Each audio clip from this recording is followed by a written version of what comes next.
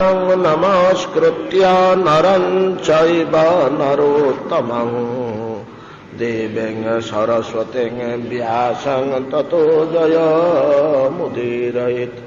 मूकं करोति वाचालं पंगुं लङ्घयते गिरिं यत्कृपातमहं वन्दे परमानन्दमाधवम्। यत्कृपातमहं वन्दे परमानन्दमाधवम्।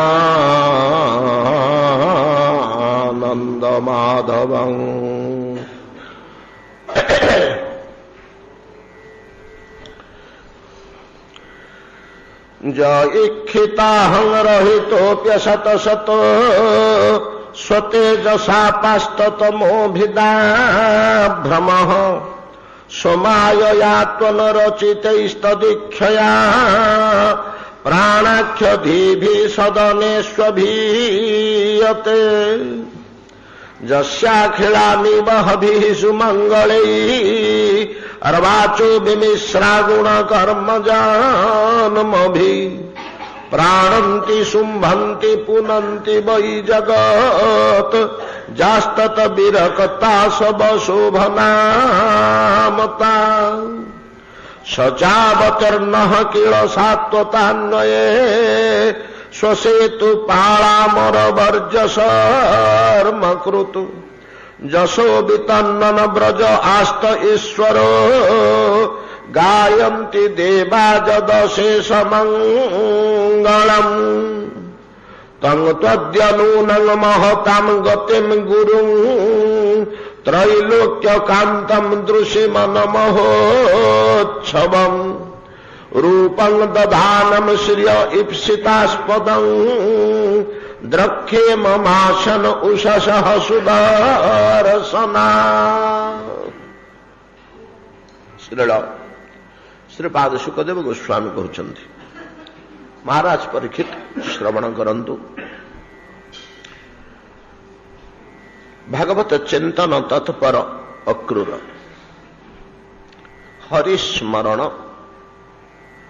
जहा जीव निमंते परम कल्याण कर बारंबार आम आलोचना करुचे।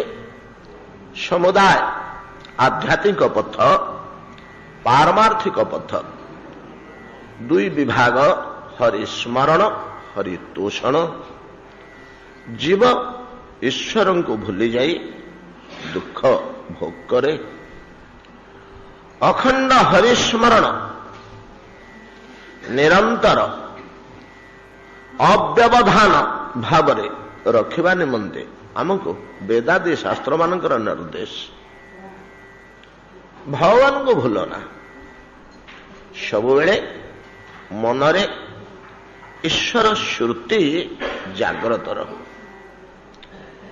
जदि आमे निरंतर ईश्वर श्रुति मन भितर जाग्रत करी रखिलु तेबे आमर देह निर्वाह कार्य तो असुविधा होबो। शरीर निर्वाह तो करिबो को होबो जेदिन पर्यंत समय अछि शरीर अछि। ए शारीरिक कार्य निर्वाह निमंते स्नान पानादि अन्न जलादि व्यवस्था निमंते तो आमको किछि मनोयोग करिबो को होबो। शास्त्र कहले ना शरीर निर्वाह पे तुम्हें मन संयोग करवा आवश्यक नहीं। तुम अभ्यासगत हो तुम मन शरीर निर्वाह वैषयिक व्यापार पार्थिव कर्म समूह एवं जागतिक चिंतन रे समय बीती जाउची। अभ्यास जो सीना एटार आवश्यकता नहीं। जने लोक निशा टिके खाउछंती अभ्यास होगला एमती परिस्थिति सृष्टि हो जाए नहेले न चले। निशाटिक तो हैनी तेणु ये कार्यटा हो पारानी असुविधा है अभ्यासगत। मन और बुद्धि निरंतर ईश्वर निकटरे समर्पित रखी शरीर निर्वाह कार्य सुरुखुरु एपटे चली पार एक कथा हमको शास्त्र माने कहउछंदी। दीर्घ दिन वैषयिक व्यापार मन संयोग रूपक अभ्यास ଖାଲି ଅଭ୍ୟାସରେ ନାହିଁ, ଅଧ୍ୟସ୍ତ ହେଇଯାଇଛି। ଅଧ୍ୟସ୍ତ ଆମର କର୍ମ ସମୂହରେ ଓତପ୍ରୋତ ଭାବରେ ମନ ବିଜଡ଼ିତ ହେଇଯାଇଛି କଳ୍ପନା ଜଳ୍ପନାରେ। ତେଣୁ ଆମକୁ ବୋଧ ହେଉଛି ମନ ସଂଯୋଗ ନହେଲେ କର୍ମ ବ୍ୟାପାର କିପରି ନିର୍ବାହ ହେବ। ଶାସ୍ତ୍ର କହୁଛନ୍ତି ନା, ତା ନୁହେଁ। ମନର କୌଣସି ଆବଶ୍ୟକତା ନାହିଁ। ଦେହଟି ବିଶ୍ୱର ଗୋଟିଏ କ୍ଷୁଦ୍ର ଅଂଶ। ବିଶ୍ୱର ବ୍ୟବସ୍ଥା ସିଷ୍ଟମ ଯାହା, ଦେହର ମଧ୍ୟ ବ୍ୟବସ୍ଥା ସେୟା। ପ୍ରଭେଦ ଦେହଟି ଗୋଟିଏ କ୍ଷୁଦ୍ର ବ୍ୟବସ୍ଥା, ଆଉ ବିଶ୍ୱ ଏକ ବୃହତ ବ୍ୟବସ୍ଥା। ପିଣ୍ଡ ବ୍ରହ୍ମାଣ୍ଡ ଏକମତ ଜାଣନ୍ତି ସୁଜ୍ଞାନୀ ପଣ୍ଡିତ ବୋଲି ଭାଗବତରେ ଗୋଟିଏ ପଦ କହିଲେ।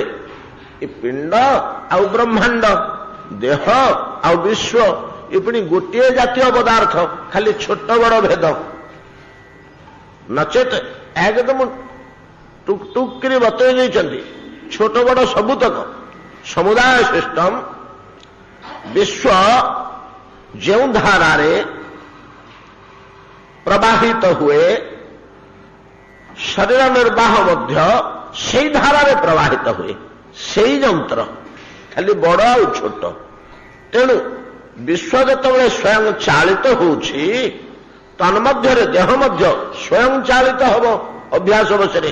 ୟା ପାଇଁ ବହୁତ ଉଦାହରଣ ସବୁ ଥୋଇଛନ୍ତି ଏବଂ ପୁରାପୁରି ଭାବରେ କାଟି ଦେଉଛନ୍ତି ଆମ ଶାସ୍ତ୍ରଗଣ ଯେ ନାଇଁ ନାଇଁ, ତମେ ଅଳ୍ପ କିଛି ଦିନ ଅଭ୍ୟାସ କର, ଦେଖିବ ଦେହ ନିର୍ବାହ କାର୍ଯ୍ୟ ଆପେ ଆପେ ଚାଲୁଛି।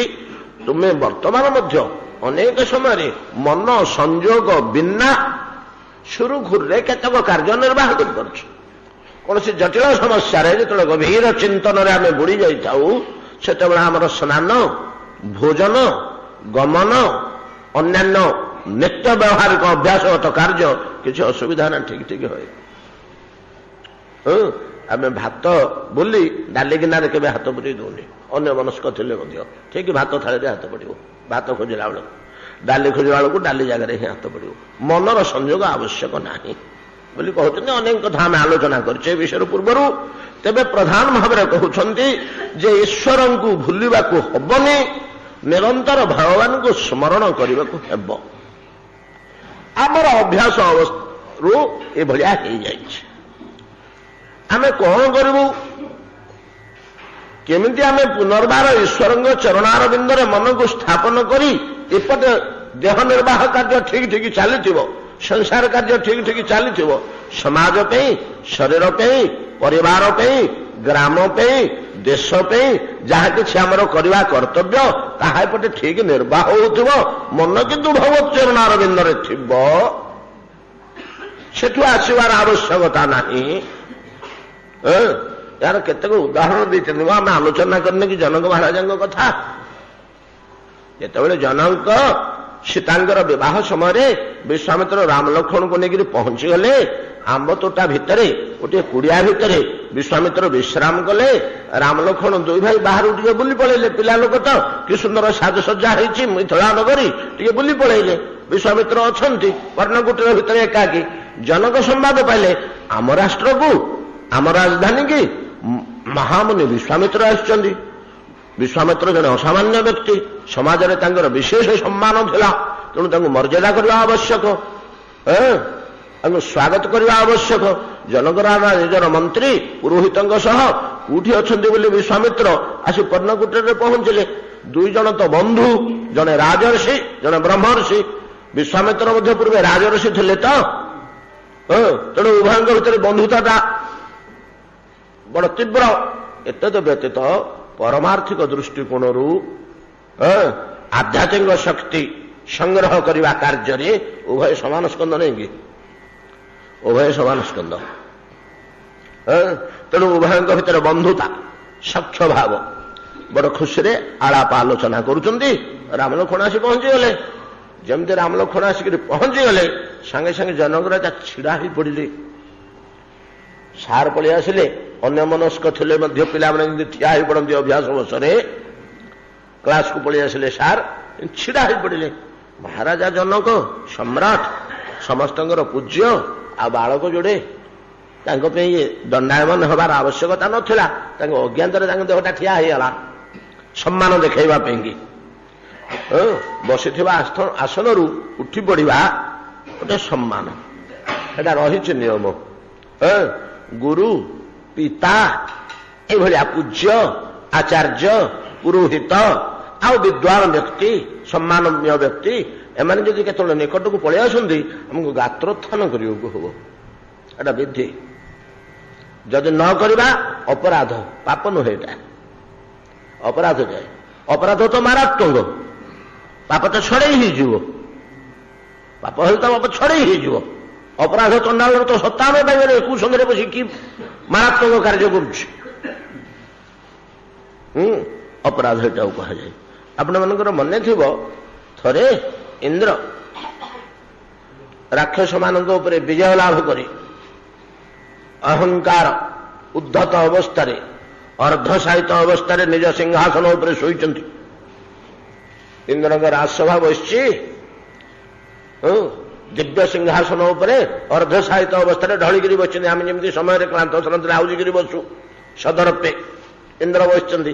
ମନରେ ଟିକେ ଅହଙ୍କାର ଅଛି ତ, ଜୟ ହେଇଯାଇଛି ଯୁଦ୍ଧରେ, ବସିଛନ୍ତି।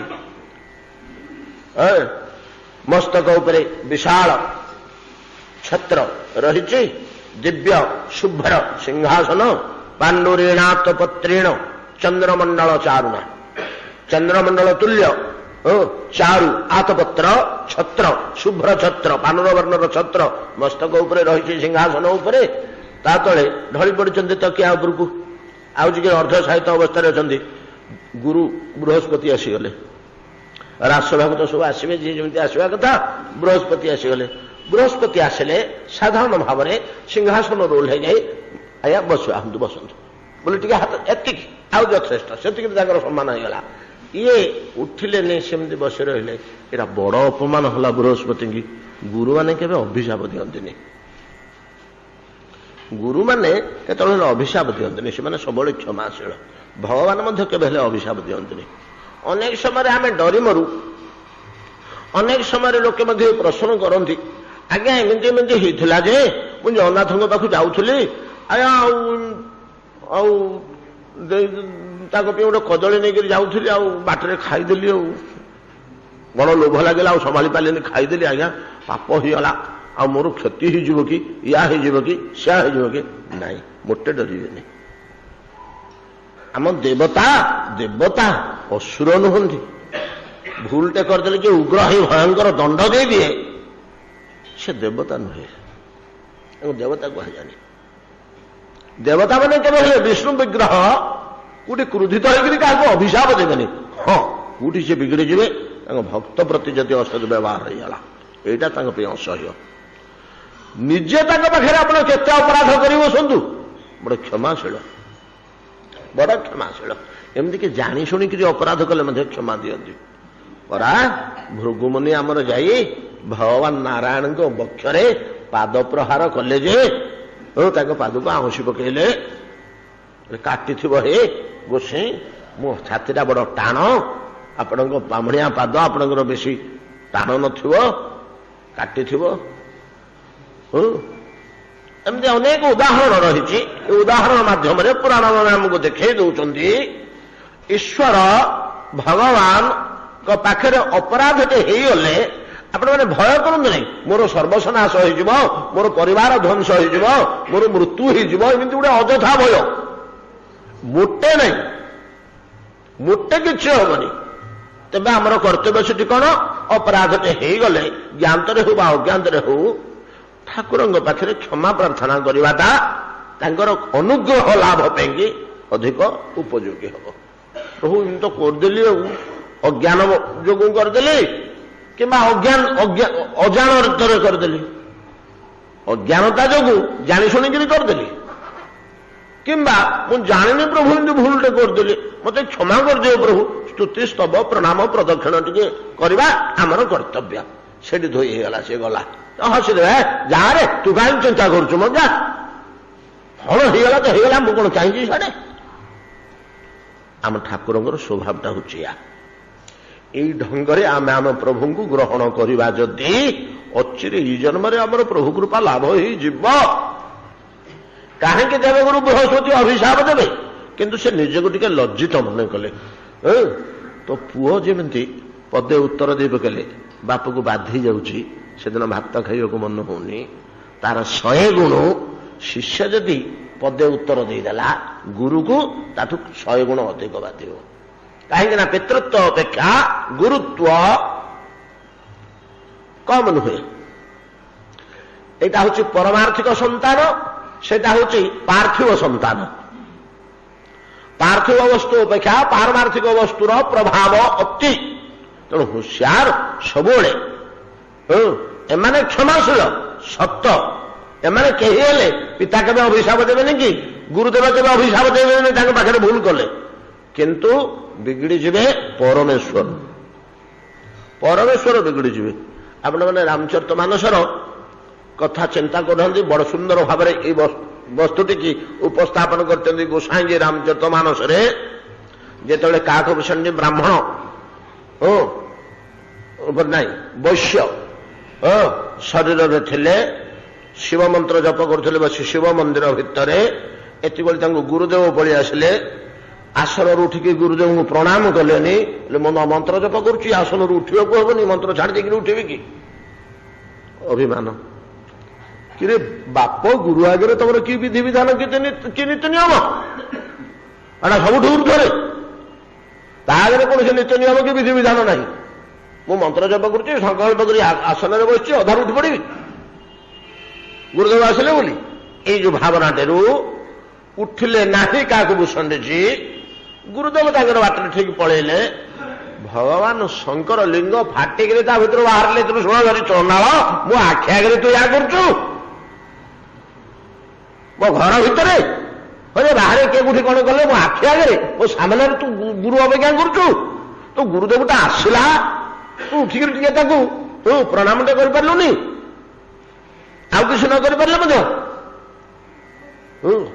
त्रिशूल उठे दौड़ुले धरी पकईले गुरुदेव बोले आज्ञा पिलाटा किसी जानी मु तो बतईनी मुझा बतई से जानी था होरे एमती करती सेमती करती ये सब सदाचार अच्छी बोली मो पिलाटू आप मारदेव थे दौड़ुंट आज्ञा छाड़बी मुझे जा बैठे रहस्य अजागे रही पापी अभिशापटा दे पकेले शंकर जिते गुरुदेव बतईले सांत्वना देले शंकर को शिव को से सह्य कर असह्य असह्य हो गुरुदेव आसला तू छिड़ा होनी प्रणाम करूनी सेमती बस जो काठभूत भाया जा बसता बैठ रहस्य अजग रही जा अजग रही पड़ा गोटे जगह पड़ी तो पड़ी घुंचबार न जाओ बहुत चेष्टा करी गुरुदेव कांदी बोबी से बढ़िया स्तुति कर शंकर शिव स्तुति अच्छे से बड़ सुंदर स्तव हृदय स्पर्शी गुरुदेव से स्तुति स्तव कर स्तुति संतुष्ट हेले शंकर बोले कौन कहूँ ना किमी से अजगर देह उद्धार हम कहतु आपण वाक्य तो एपटे सेपटे हेनी ना बोझा एमती सेमती उद्धार हम विचार करूँ गुरुदेव रुष्ट हेनी कि पिता आम पर रुष्ट हो हम किए परमेश्वर बिगड़ी जी आ परमेश्वर बिगड़ी तो सब मूल बोझ होगा आउटी कौन अच्छे अतएव एटा बड़ बाधिला बड़ अपमान बोध हुए पुत्र बा शिष्य जदि किछि गोटे ए प्रकार अवज्ञा अवमानना कला भारी बाधे बृहस्पति लुचिले जाकि कौटी पद्मनाल भितर जाकि लुचिले बहुत काल बहुत घटना अच्छी एभलिया कथा आम पूर्वर शुणा पाइचे जहा हो आमर मूल कथा जे जनक राजा निकटरे जिते राम लक्ष्मण आसी पहुंची गले दुहे दंडामान हो पड़े छिड़ा किए जनक राजा छिड़ा हो पड़े मर्यादा दवापी विश्वामित्र पचारे बोले राजकुमार गुड़ाक हो छोट पिला गुड़ाक ତାଙ୍କୁ କ'ଣ ସମ୍ମାନ ଦେବାର କ'ଣ ଆବଶ୍ୟକତା? ବିଶ୍ୱାମିତ୍ର କ'ଣ କହିଥିଲେ? ଜନକ ବୋଲେ ବିଶ୍ୱାମିତ୍ର ଯେ ଏ ବାଳକ ଦୁଇଟା କିଏ? ନା ଦଶରଥର ପୁଅ। ଏ ଦଶରଥଙ୍କ ପୁଅ ନୁହନ୍ତି। ଦଶରଥଙ୍କ ପୁଅ ଦୁଇଟା ଆଜି 10-12 ବର୍ଷ ଲେଖା ହେଲାଣି। ମୁଁ ଆଣିକିରି ବର୍ଷ ହେଲା ରଖିଛି, ପାଳିଛି, ପୋଷିଛି ପାଖରେ। ମୋର ଚେଲା ହେଇଛନ୍ତି ଦୁଇଟା, ଦୀକ୍ଷା ଦେଇକିରି ମନ୍ତ୍ର ଦେଇକିରି ସାଙ୍ଗରେ ବୁଲଉଛି ବଣରେ। ଆଉ ନାହିଁ ବୋଲି ଆମେ କିଏ କ'ଣ କହିବ? ଆଉ ତମେ କେମିତି ଜାଣିବ କହିଲେ ନାହିଁ ବୋଲି? ନା। ଆଉ ତମେ କ'ଣ କହୁଛ ଗୁଡାକ କିଏ? ବ୍ରହ୍ମଜ ନିଗମ ନେତିକ ଗାବା, ଉଭୟ ବେଶ ଧରି ଶୋକ ଆବା। ବ୍ରହ୍ମଜ ନିଗମ ନେତିକ ଗାବା, ନିଗମ ବେଦ ନିରନ୍ତର ଯେଉଁ ବ୍ରହ୍ମକୁ ପ୍ରତିପାଦନ କରୁଛନ୍ତି, ନାଇଁ କି? ବେଦଙ୍କର କାର୍ଯ୍ୟ କ'ଣ କି? ବ୍ରହ୍ମ ପ୍ରତିପାଦନ କରିବା, ଈଶ୍ୱର ନିରୂପଣ କରିବା ହଉଛି ବେଦର କାର୍ଯ୍ୟ। ଈଶ୍ୱରଟା କି ପଦାର୍ଥ, କୋଉଠି କେମିତି ଅଛି ତାକୁ ଦେଖେଇଦବା, ନିରୂପଣ କରିବା, ପ୍ରତିପାଦନ କରିବା, ପ୍ରମାଣିତ କରିବା ଈଶ୍ୱରର ଅସ୍ତିତ୍ୱକୁ ନେଇ, ଏଟା ହଉଛି ବେଦର କାର୍ଯ୍ୟ। ତ ବେଦୟତି ଧର୍ମଞ୍ଚ ବ୍ରହ୍ମଞ୍ଚ ବେଦ। ବେଦ ଶବ୍ଦର ବ୍ୟାଖ୍ୟା ବା ଅର୍ଥ କ'ଣ କଲେ? ପାଣିନି। ଏଟା ପାଣିନିଙ୍କର ବ୍ୟାକରଣକର୍ତ୍ତା ପାଣିନି ବେଦ ଶବ୍ଦର ବ୍ୟୁତ୍ପତ୍ତି କରୁଛନ୍ତି। ବେଦ କହିଲେ କ'ଣ? ନା ବେଦୟତି, ବେଦ ଅର୍ଥ ଜଣେଇ ଦିଅନ୍ତି, ବେଦନ କରାନ୍ତି, ସମ୍ବେଦନ, ନିବେଦନ, ଆବେଦନ, ବେଦନ କରାନ୍ତି, ବେଦୟତି ଜଣେଇ ଦିଅନ୍ତି। କ'ଣ ଜଣେଇ ଦିଅନ୍ତି? ନା ବ୍ରହ୍ମଞ୍ଚ ଧର୍ମଞ୍ଚ ବେଦ। ବ୍ରହ୍ମ କ'ଣ, ଧର୍ମ କ'ଣ, ଏଇ ଦିଟା ଜିନିଷ ଯିଏ ଜଣେଇ ଦିଏ ତାକୁ ବେଦ କୁହାଯାଏ। ବ୍ରହ୍ମଜ ନିଗମ ନେତିକ ଗାବା, ଉଭୟ ବେଶ ଧରି ଶୋକ ଆବା। ଖାଲି ବ୍ୟତିକ୍ରମ ବିଶ୍ୱାମିତ୍ର ମୁଁ ଏତିକି ଦେଖୁଛି, ବେଦ ଯାହାକୁ ବ୍ରହ୍ମ ବୋଲି ନିରୂପଣ କରୁଛି, ସେ ବ୍ରହ୍ମ ସର୍ବଦା ଏକମେବା ଦ୍ୱିତୀୟ, ଗୋଟିଏ, ସେ ଦୁଇ ତାର ହବାର କୋଉଠି ପ୍ରମାଣ ମିଳୁନି। କିନ୍ତୁ ସେ ତ କର୍ତ୍ତୁମ ଅକର୍ତ୍ତୁମ ଅନ୍ୟତା କର୍ତ୍ତୁମ ସମର୍ଥ। ସେ ବେଦର ନିରୂପିତ ବ୍ରହ୍ମ ଯୋଡ଼େ ରୂପରେ ଏଠି ପ୍ରକାଶ ପାଇଛି, ଦୁଇଟା ରୂପ ଧରିକିରି ଆସିଛି ବୋଲି ମୁଁ ଭାବୁଛି। ଧରି ପକେଇଲେ କୁଣ୍ଢେଇକିରି ବିଶ୍ୱାମିତ୍ର, କେମିତି ଜାଣିଲ କହ? ଏଇଟା ପରତତ୍ଵ, ଈଶ୍ୱର ସତ୍ତା, ଏଟା ତମେ କେମିତି ଜାଣିଲ? ମୁଁ ତ ଆଜି ପର୍ଯ୍ୟନ୍ତ କେତେ ଚେଷ୍ଟା କରିକିରି ଜାଣିପାରୁନି। 5 ଜାଗାରେ ପରୀକ୍ଷା କଲେଣି, ତଥାପି ଧରିପାରୁନି। ପ୍ରଥମେ ପୁରେଇଲେ ସରଜୁ ଭିତରେ, ଡରି ମଲେ ପିଲା ଯୋଡ଼ାକ, ମୁଁ ଜେରିଗୁଡ଼ା ଭଗବାନ ନୁହନ୍ତି କିରେ। ତାପରେ ତାରକା ହାବୁଡେ ନେଇ ପକେଇଲି, ତାକୁ ଦେଖିକିରି କମ୍ପିଲେ। ସେଥିରେ ମଧ୍ୟ ମୋର ଯେତେବେଳେ ଧରି ନ ପାରିଲି, ସେସବୁ ଅହଲ୍ୟା ପାଖରେ ଆଣିକିରି ସୁନା କଷିଲା ଭଳିଆ ପଥରରେ କଷେଇଲେ। ଗୁଡାକ ଈଶ୍ୱର ନା ନାହିଁ? ଈଶ୍ୱର ପାଦ ବାଜିଲେ ହିଁ ସେ ନାରୀଟା ଶିଳାଟା ନାରୀ ହବ। ସେଠି ଦେଖିଲା ପରେ ମଧ୍ୟ ମୋର ଅଦ୍ୟାବଧି ଆସୁନି ଯେ ଫେରେ ଆଣିକି ଏଠିକି ଯଦି ଶିବଧନକୁ ଭାଙ୍ଗି ପାରିବେ ତେବେ ଗୁଡାକ ଈଶ୍ୱର। ମୁଁ କ'ଣ ପାଇଁ ଆଣିଛି କି ଏଠିକି? ସେ ବାହା ହେଲେ ନହେଲେ କେତେ ଚେଲା ଗୁଡାକୁ କିଏ ବାହା କରିବାକୁ ନିର୍ଦ୍ଦେଶ ଦେଇକି ମୁଁ କାହିଁକି ଆଣିଛି ଏଠିକି? ଈଶ୍ୱର କି ନାହିଁ ଚିହ୍ନି ପାରୁନି, ଏଥିପାଇଁ ଆଣିଛି। ତୁମେ କେମିତି ଦେଖୁ ଦେଖୁ ଚିହ୍ନି ପକେଇଲ? ଗୋଟେ ମୁହୂର୍ତ୍ତ ତ ବହୁ ସମୟ ହେଇଗଲା, 48 ମିନିଟ୍, ଗୋଟେ ନିମେଷ ଲାଗିଲାନି, ଗୋଟେ ନିମେଷ ଲାଗିଲାନି। ତୁମେ କେମିତି ଚିହ୍ନି ପକେଇଲ ଦେଖୁ ଦେଖୁ? ଜନକ, ତମ ଭଳିଆ ପାଠ ମୁଁ ପଢିଛି କି? ତମେ ରାଜା ରାଜୁଡା ଲୋକ ଥିଲେ, ଏ ବି ରାଜା ରାଜୁଡା ଲୋକ ଯେ। ଜନକ, ଆମେ ପରା ଗୁରୁଦତ୍ତ ବଳରେ ଭଳିଆ ନାଇଁ କି? କଣ ପାଠ ପଢିକିରି ମଣିଷ ହେଇଛନ୍ତି କି? ଗୁରୁଦେବ ଯା ମଣିଷ ହେଇଯା ହେଇଗଲେ, ଏଇ ଭଳିଆ ତାଙ୍କ ବଂଶଟା ଚାଲିଛି। ଆମେ କାଲି ବର୍ତ୍ତମାନ ଆଲୋଚନା କରୁଥିଲେ ପରା। ତ କଣ ତାର କୌଶଳଟି? ଜନକ କହିଛନ୍ତି, ଦେଖନ୍ତୁ କି ସୁନ୍ଦର ଉଦାହରଣଟିଏ, ଯେ ମୁଁ ସିନା ଏତେ ବଡ ରାଜାଟିଏ ହେଇଛି, ଯୁଦ୍ଧ ବିଗ୍ରହ ନ୍ୟାୟ ନିଶାପ ପ୍ରଜା ଭଲ ମନ୍ଦ ସବୁ ବୁଝାବୁଝି କରୁଛି। ଗୋଟେ ରାଷ୍ଟ୍ରର ଦାୟିତ୍ୱ, ଆମେ ଗୋଟେ ପରିବାରର ଦାୟିତ୍ୱ ନେଲା ବେଳକୁ ନାୟନ୍ତ ହେଇଯାଉଛି। କିଛି ଗୋଟେ ଡିଷ୍ଟର୍ବ ଯଦି ହେଇଯିବ ପରିବାର ଭିତରେ, ନାକେଦମ ହେଇଯାଉଛି, ରାତି ଅନିଦ୍ରା, ଖାଇବା ପିଇବା ନାହିଁ, ଠିକ ଠିକଣା ନାହିଁ, ଅବସ୍ଥା ହେଇଯାଉଛି। 5-7 ଜଣର ଦାୟିତ୍ୱରେ ଥାଇକିରି ଗୋଟେ ଜିଲ୍ଲାର ଦାୟିତ୍ୱରେ ଯେଉଁମାନେ ଅଛନ୍ତି କଲେକ୍ଟର ପ୍ରଭୃତି ସେମାନେ ଶୋଉନାହାନ୍ତି ରାତିରେ। ଥୋଡ଼ି ନିଶା ପାଣି ନ ନେଲେ ତାଙ୍କୁ ମୋଟେ ସେଯୁକୁ ଯାଇପାରିବେନି, ନିଦ ହବନି, ଏତିକି ଦୁଶ୍ଚିନ୍ତା ତାଙ୍କ ମୁଣ୍ଡରେ। ସତ କଥା। ଆଉ ଗୋଟେ ରାଷ୍ଟ୍ର ଦାୟିତ୍ୱରେ ଯିଏ ରହୁଛି ତାର କେତେ କାର୍ଯ୍ୟ, କେତେ ଚିନ୍ତା, କେତେ ଶୋଚନା। ଏ ସବୁତକ ମୁଁ ନିର୍ବାହ କଲେ ମଧ୍ୟ ଏପଟେ ସୁରୁଖୁରୁରେ ମୋ ମନ ମୁହୂର୍ତ୍ତକ ପାଇଁ ଏପଟକୁ ଆସେ ନା। ମୋ ମନ ମୁହୂର୍ତ୍ତକ ପାଇଁ ଏପଟକୁ ଆସେ ନା। ଆଉ କେମିତି ଆପଣ ଏସବୁ କାର୍ଯ୍ୟ ଗୁଡାକ, ଏଡେ ବଡ ରାଷ୍ଟ୍ର, ବଡ ଶାନ୍ତି ଶୃଙ୍ଖଳାରେ ତ ଅଛି। ସବୁ ରାଷ୍ଟ୍ରରେ ରାଜ୍ୟମାନଙ୍କରେ କୋଉଠି ଝଗଡା, କୋଉଠି କଳହ, କୋଉଠି ବିତ୍ପାତ, କୋଉଠି ବିଦ୍ରୋହ, କୋଉଠି କଣ ଏମିତି ଦେଖିବାକୁ ମିଳୁଛି। କାହିଁ କୋଉ ପୁରାଣରେ ତ ଆପଣଙ୍କ ରାଷ୍ଟ୍ରରେ କୋଉଠି ଗୋଟେ ବିତ୍ପାତ ହେଲା ବୋଲି ଦେଖା ନାହିଁ କି ଶୁଣା ନାହିଁ କେବେ। କାହିଁକି ହବ? ମନଟା ପୁରେଇଲେ ଗୋଳମାଳ ଆସିବ। ଏ ବ୍ୟବହାରିକ ଜଗତରେ ମନ ଭର୍ତ୍ତି କଲେ ନାନା ପ୍ରକାର ମନ ନାନା ପ୍ରକାର କୁଟଳ ଚିନ୍ତା କରିବ, ଏଇଟାକୁ ସେଇଟା କରିବ, ଏଇଟାକୁ ଏଇଟା କରିବ, ଗୋଳମାଳ ସୃଷ୍ଟି ହବ। ତାକୁ ତ ଛାଡ଼ିଦେବ, ତା ପଛରେ ଇନ୍ଦ୍ରିୟମାନେ କରୁଥିବେ। ଆଉ କଣ ସୁରୁଖୁରୁରେ ତାର ସେ ଚାଲିଥିବ ନୌକା ଭାଜରା ଭଳିଆ ପାଣି ସ୍ରୋତରେ। ଆଉ ମନ ପଶିକରି ଗୋଳମାଳ କରୁଛି ସବୁ। ପାର୍ଥିବ ଶରୀର ନିର୍ବାହ କାର୍ଯ୍ୟରେ ମନ ପଶି ଏଇଟାକୁ ସେଇଟା କରୁଛି, ସେଇଟାକୁ ସେଇଟା କରୁଛି, କୁଟଳ କଳ୍ପନା ପୂର୍ବକ। ମନଟାକୁ ନେଇକି ଥୋଇଦେବ ଭଗବାନଙ୍କ ଚରଣାରବିନ୍ଦରେ, ତ ଦେହ ତାର ସେ ସୁରୁଖୁରୁରେ ଚାଲିଥିବ। ଅସୁବିଧା କଣ? ମୁଁ ମନଟିকে ନେଇକି ଭଗବାନଙ୍କ ନିକଟରେ ନିରନ୍ତର ଥୋଇ ଦେଇଛି, ଏପଟେ ମୋର କିଛି ସମ୍ପର୍କ ନାହିଁ। ହଁ ଆପଣ କଣ କରୁଛନ୍ତି ମୁଁ ସେ କଥାରୁ କଣ ପାଇବି? ଏ ପିଲା ଯୋଡ଼ାକୁ କେମିତି ଚିହ୍ନିଲେ ଏଗୁଡାକ ପରମେଶ୍ୱର ବୋଲି? ନା ଏ ଯୋଡ଼ାକୁ ଦେଖି ଦେଖି ଦବାରୁ ବରବଶ ବ୍ରହ୍ମ ସୁଖ ମନ ତ୍ୟାଗା।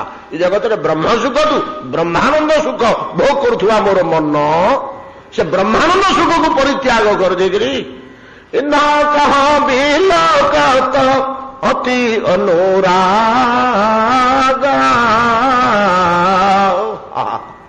ଇନ୍ଦ କହ ବିଲୋକତ ଅତି ଅନୁରାଗ।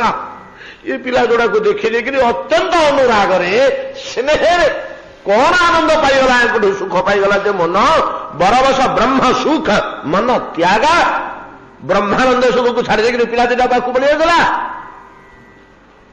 ତାତ୍ପର୍ଯ୍ୟ ସଂସାରରେ ଏମିତି ଲୋକ ଅଛନ୍ତି ଯାହାଙ୍କର ସମଗ୍ର ଜୀବନ ବିତି ଯାଉଛି, ବଡ଼ ବଡ଼ ଦାୟିତ୍ୱ ପଦବୀରେ ଅଛନ୍ତି, ଅଥଚ ନିରନ୍ତର ଅଖଣ୍ଡିତ ଭାବରେ ଭଗବତ ପଦାର ବିନ୍ଦରେ ତାଙ୍କର ମନ ପରିନିଷ୍ଠିତ ହୋଇକରି ଅଛି। ଆମର ହଉନାହିଁ ବୋଲି ଆମେ ନାନା ପ୍ରକାର ବିଘ୍ନ ବିପଦ ଦୁଃଖର ସମ୍ମୁଖୀନ ହଉଛେ। ଶାସ୍ତ୍ର ଆମକୁ ବାରମ୍ବାର କହୁଛନ୍ତି ହରିସ୍ମରଣ, ହରିସ୍ମରଣ, ତୁ ଭଗବାନଙ୍କୁ ଖାଲି ସ୍ମରଣ କରେ। ଏପଟ କାର୍ଯ୍ୟ ଗୁଡାକ ସୁରୁଖୁରୁରେ ଆପେ ଆପେ ହବ, କିଛି ଚିନ୍ତା ପଡିବନି, ତୁ ମନଟା ସେଇଠି ଲଗା। ବାରମ୍ବାର ଆମକୁ ଶାସ୍ତ୍ରମାନେ ଏ କଥା କହୁଛନ୍ତି। ଆମେ କହିଲୁ ଆଜ୍ଞା ଆମର ତ ଏପଟରେ ମନ ଚରେଇବା ଅଭ୍ୟାସ ହେଇଯାଇଛି। ମନ ଚରତି ନା, ଆଉ ଗୀତାରେ କଣ କୁହାହଉଛି? ଚରତି ବୋଲି କୁହାହଉଛି। ଆଉ ଅଭ୍ୟାସ ହେଇଯାଉଛି, ଗୋରୁ ଚରିଲା ଭଳିଆ ବଣ ଭିତରେ ମନ ଏଇ ଯାବତୀୟ ବିଷୟ ଭୋଗକୁ ଚରୁଛି। ଆମର ମନକୁ ଥୋଡ଼େ ଭଗବାନଙ୍କ ଆଡ଼କୁ ଯାଉଛି ଯେ ଆମେ ନେଇକରି ସେଠି ଲଗେଇବୁ। କଣ ଉପାୟ, କଣ ଉପାୟ କରିବୁ? ତା ପାଇଁ ସୁନ୍ଦର ଉପାୟଟିଏ ବତେଇ ଦେଇକରି କହୁଛନ୍ତି, ଆରେ ପିଲେ ତମେ ଏପଟେ ଯେତେ ଭଲ କାମ କର କିନ୍ତୁ ଭଲ ଫଳ ପାଇବନି। ଏ ଭାଗବତଙ୍କର ସିଦ୍ଧାନ୍ତ। ଆମର ସମୟ ବିତିଯିବ, ଏ ଜିନିଷ ଭିତରେ ଆମେ ବେଶୀ ପଶିବା। ଯଦି ଯେତେ ଭଲ କାମ କଲେ ମଧ୍ୟ ଭଲ ଫଳ ମିଳିବନି। ଭଲ ଫଳଟା କେମିତି ମିଳିବ?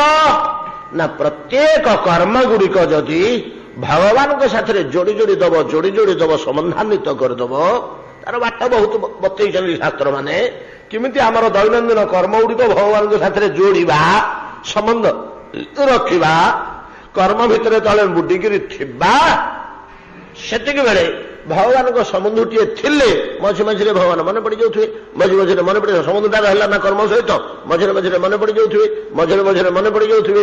ଏମିତି କିଛି ଦିନ ଅଭ୍ୟାସ ହେଇଗଲା ପରେ ଅଧିକତର ଭାବରେ ମନ ଈଶ୍ୱରଙ୍କ ଠାରେ ରହିବ, ସଂସାର ବ୍ୟାପାରରୁ ଛାଡ଼ିବ। ୟାକୁ ଧୀରେ ଧୀରେ ଛାଡ଼ିବ। କୋଟି କୋଟି ଜନ୍ମ ଧରି ତାଙ୍କୁ ଛାଡ଼ିକିରି ସଂସାର ବ୍ୟାପାରରେ ମାତି ଯାଇଛି ତ ମନ। ଅନ୍ତତଃ 2-3 ଜନ୍ମ ତ ଲାଗିବ। ଗଭୀର ନିଷ୍ଠା କଲେ ଗୋଟେ ଜନ୍ମରେ ହେଇପାରେ, ନହେଲେ ତ 2-3 ଜନ୍ମ ଲାଗିବ।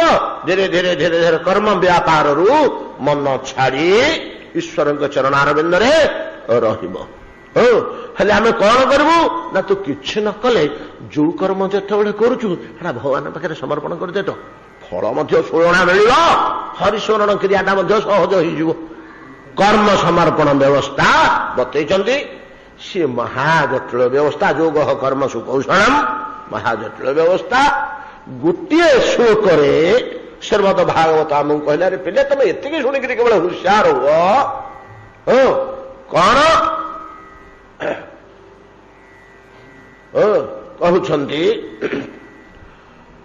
ତପସ୍ୱିନ ଦାନ ପରା ଯଶସ୍ୱିନ ମନସ୍ୱିନ ମନ୍ତ୍ର ବିଦାସୁ ମଙ୍ଗଳା କ୍ଷେମନ ବିଦନ୍ତି ବିନା ଯଦର୍ପଣ ତସ୍ମୈ ସୁଭଦ୍ର ଶ୍ରବସେ ନମୋ ନମଃ। ଏଇଟା ଶୁକଦେବ ଗୋସ୍ୱାମୀ ମଙ୍ଗଳାଚରଣ କରୁଛନ୍ତି। ଆଜ୍ଞା ଆମେ ଯେମିତି ମଙ୍ଗଳାଚରଣ ଟିକେ କରିକି ଭଗବାନଙ୍କ କଥା ଆରମ୍ଭ କଲେ, ମଙ୍ଗଳାଚରଣ ଟିକେ ଯେତେବେଳେ କରି ବସିଲେ ସେତିକି ଆମର ବିଚ୍ଛୁରିତ ମନ, ଦିନ ଆଗ ଯୋଉ କାର୍ଯ୍ୟ ଜଞ୍ଜାଳରେ ମନ ବିଚ୍ଛୁରିତ ହେଇକରି ଥିଲା ଚତୁର୍ଦିଗରୁ ସମାହୃତ ହେଇ ଏକକୈନ୍ଦ୍ରିକ ହେଇଗଲା, ସ୍ଥିର ହେଇ ଆସିଲା।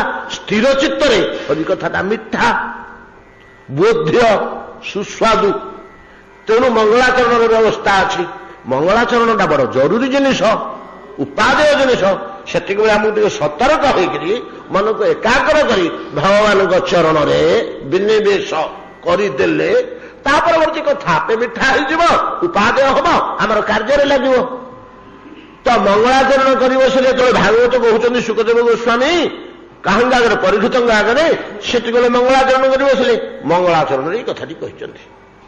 କଣ କହିଛନ୍ତି? ତାଙ୍କର ମଙ୍ଗଳାଚରଣ ସ୍ତୋତ୍ର ଯୋଉ ଗାଇ ଯାଉଛନ୍ତି ତା ଭିତରେ କଥାଟି କହିଛନ୍ତି ତପସ୍ୱିନୋ ଦାନ ପରା ଯଶସ୍ୱିନ ମନସ୍ୱିନୋ ମନ୍ତ୍ର ବିଦାସୁ ମଙ୍ଗଳା କ୍ଷେମନ ବିନ୍ଦନ୍ତି ବିନା ଯଦର୍ପଣ ତସ୍ମୈ ସୁଭଦ୍ର ଶ୍ରବସେ ନମୋ ନମଃ। ସେହି ସୁଭଦ୍ର ଶ୍ରବଙ୍କୁ ମୁଁ ନମସ୍କାର କରୁଅଛି। ନମୋ ନମଃ। କାହାଙ୍କୁ?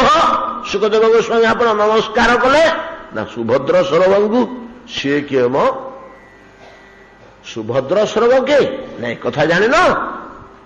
ଯାହାଙ୍କ କଥା ଶ୍ରବଣ କଲେ ସୁମଙ୍ଗଳ ଭଦ୍ର ମଙ୍ଗଳ, ଜୀବନର ସବୁତକ ଭଦ୍ରତା ମାଙ୍ଗଲ୍ୟ ଆସି ପହଞ୍ଚେ, କୌଣସି ଅଭଦ୍ରତା ସ୍ପର୍ଶ କରେନି। ଯାହାଙ୍କର କଥା ଶ୍ରବଣ କଲେ ସମସ୍ତ ଭଦ୍ର ବା ମାଙ୍ଗଲ୍ୟ ଆସି ପହଞ୍ଚେ, ସେ ସୁଭଦ୍ର ଶ୍ରବ। ତସ୍ମୈ ସୁଭଦ୍ର ଶ୍ରବ ସେ ନମୋ ନମଃ କଲି, ତାଙ୍କୁ ପ୍ରଣାମ କଲି। ଆଜ୍ଞା ସେ କିଏ? ସେ କିଏ? ତାଙ୍କର ତ ଅନେକ ଲକ୍ଷଣ ଅଛି, ମୁଁ ଗୋଟିଏ ଲକ୍ଷଣ କହୁଛି ଏହି ଶ୍ଲୋକରେ। କଣ କହିଲେ ନା ଜଣେ ମହାତପସ୍ୱୀ ସୁଦୀର୍ଘ କାଳ ଧରି ତପସ୍ୟା କରି ଚାଲିଛନ୍ତି, କିନ୍ତୁ ତାହାଙ୍କର ତପସ୍ୟା ଭଗବାନ ସମ୍ପର୍କିତ ହେଇନି, ଭଗବାନଙ୍କ ସହିତ ଯୋଡ଼ି ହେଇନି, ଭାଗବତ ସ୍ମରଣ କରିନାହାନ୍ତି, ଭଗବାନଙ୍କ ନିକଟରେ ସମର୍ପିତ ହେଇନି। ସେ ତପସ୍ୟା ତାଙ୍କୁ କୁଫଳ ଦବ ସିନା, ସୁଫଳ ଦବ ନାହିଁ। ଆଜ୍ଞା କଣ କୁଫଳ ଦବ? ତପସ୍ୟା ତ ଗଲା ନା ଗର୍ବ ଅଭିମାନ ପରଶ୍ରୀ ପୀଡ଼ା ପରପୀଡ଼ା ଏଥିରୁ ଗୋଟେ ଦବ। ତପୋବଳ ଯୋଉ ଆସିବ ଆଶ୍ରୀ ଅସୁରମାନେ କଣ ପ୍ରଚଣ୍ଡ ତପସ୍ୟା କରନ୍ତିନି କି? ପ୍ରଚଣ୍ଡ ତପସ୍ୟା କଲେ ତାଙ୍କ ଭଳିଆ ଆମେ ତପସ୍ୟା କରିପାରିବେ କି? ପରିଣତରେ ସେ ତପୋବଳଟା ତାଙ୍କର କି କାମରେ ଲାଗେ? ଜୀବଦ୍ରୋହ ଜଗତ ବିନାଶ। କାହିଁକି ଏମିତି ହେଇଗଲା? ହରି ସମର୍ପିତ ହେଲାନି। ତପସ୍ୟା କଲା, ହରି ସମର୍ପିତ ହେଲାନି। ତପୋବଳଠୁ ବଡ ବଳ ନାହିଁ ବୋଲି 10-15 ଦିନ ତଳେ ଆମେ ଆଲୋଚନା କରୁଥିଲେ, କଥା ପ୍ରସଙ୍ଗରେ ଆସିଥିଲା। ଭଗବାନ କହୁଛନ୍ତି ତପୋବଳରେ ବିଶ୍ୱକୁ ମୁଁ କୋଟି କୋଟି ବିଶ୍ୱ ସୃଷ୍ଟି କରୁଛି। ବ୍ରହ୍ମାଙ୍କୁ ପ୍ରଥମେ ବତଉଛନ୍ତି। ଯେତେବେଳେ ବ୍ରହ୍ମା ପଦ୍ମ ଭିତରୁ ବାହାରିଲେ, ଅଚଳାଚଳ ସାଗର ଚତୁର୍ଦିଗରେ ଜଳାର୍ଣ୍ଣବ, କୋଉଠୁ କିଛି ପାଉନାହାନ୍ତି, କାତର ହେଇକି ବ୍ୟାକୁଳ ହେଲେ, ମହାକାଶରୁ ବାଣୀ କଣ ଶୁଭିଲା? ବର୍ଣ୍ଣମାଳାର 1ବିଂଶତି ଓ 16 ଅକ୍ଷର ବୋଲି ଭାଗବତରେ କୁହାଯାଇଛି। 1ବିଂଶତି ଅକ୍ଷର ହଉଛି ତ, 16 ନମ୍ବର ଅକ୍ଷର ହଉଛି ପ। ତପ ତପ ତପ ନିର୍ଦ୍ଦେଶ 3 ଥର ଶୁଣିବାକୁ ପାଇଲେ। ତପସ୍ୟା କର, ତପସ୍ୟା କର। ତପୋବଳରେ ହିଁ ତପ ବୋଲି କଣ ପ୍ରତ୍ୟେକ ଶ୍ରମ ତ ତପ, ପ୍ରତ୍ୟେକ ଅଧ୍ୟବସାୟ, ପ୍ରତ୍ୟେକ ଚେଷ୍ଟା, ପ୍ରତ୍ୟେକ ଯତ୍ନ, ଶରୀରକୁ ଟିକେ କଷ୍ଟ ଦେଇକରି ଯୋଉ କାର୍ଯ୍ୟଟା ହାସଲ କରିବା ପାଇଁ ଆମେ ଲାଗି ପଡିଛେ, ଅଧ୍ୟବସାୟ କରୁଛେ, ତାର ନା ତ ତପସ୍ୟା। କୋଉଠି ଅଳ୍ପ, କୋଉଠି ବେଶୀ, କିଏ ବଡଗିରି ପରିଶ୍ରମ କରୁଛି, କିଏ ଛୋଟିଆଗିରି ପରିଶ୍ରମ କରୁଛି, ସବୁଗୁଡା ତପସ୍ୟା। ତ ଏଇ ଯୋଉ ତପସ୍ୟା, ତପସ୍ୱିନ ମହାମହା ତପସ୍ୱୀ ମାନେ ମଧ୍ୟ ଯଦି ତାହାଙ୍କର ତପସ୍ୟାକୁ ଭଗବତ ସମର୍ପଣ କରନ୍ତି ନାହିଁ, ତାହେଲେ ସେମାନେ କ୍ଷେମ ନ ବିନ୍ଦନ୍ତି, କ୍ଷେମ ମଙ୍ଗଳ ପ୍ରାପ୍ତ ହୁଅନ୍ତି ନାହିଁ, ସତ୍ଫଳ ପ୍ରାପ୍ତ ହୁଅନ୍ତି ନାହିଁ। ଖାଲି ତପସ୍ୱୀ ନୁହଁ, ଦାନପରା, ତପସ୍ୱୀ ନୁ ଦାନପରା ଯଶସ୍ୱୀନ, ଦାନପରା, ଯୋଉମାନେ ବହୁତ ଦାନ କରୁଛନ୍ତି, ଦାନଶୀଳ ଦାନପରାୟଣ ବ୍ୟକ୍ତି, ଯଶସ୍ୱୀନ ଯାଗଯଜ୍ଞରେ ଯେ ମାତିଛନ୍ତି, ବହୁତ ଯାଗଯଜ୍ଞ କରୁଛନ୍ତି, ଯଦି ଭଗବତ ଅର୍ପଣ ନ ହଉଛି ସେଗୁଡିକ, ତପସ୍ୱୀନ ଦାନପରା ଯଶସ୍ୱୀନ ମନସ୍ୱୀନ, ମନକୁ ନେଇକରି ଯୋଉମାନଙ୍କର ଅଭ୍ୟାସ, ମହାଯୋଗୀ ଅଷ୍ଟାଙ୍ଗ ଯୋଗୀ ମାନେ ବହୁତ ଯୋଗାଭ୍ୟାସ କରିଛନ୍ତି, କିନ୍ତୁ ହରି ସମର୍ପଣ ହଉନି ସେ କର୍ମ ଗୁଡିକ। ମନସ୍ୱୀନ ମନ୍ତ୍ରବିଦ୍ୟା, ବହୁତ ମନ୍ତ୍ର ଜପ କରୁଛନ୍ତି, ସେ ମନ୍ତ୍ରଟାକ କୁଫଳ ଦେବ ସିନା, ସୁଫଳ ଦେବନି, ମାରାତ୍ମକ ହେଇଯିବ ନିଜ ପାଇଁ, ଓଲଟା ଫଳ ଦେବ।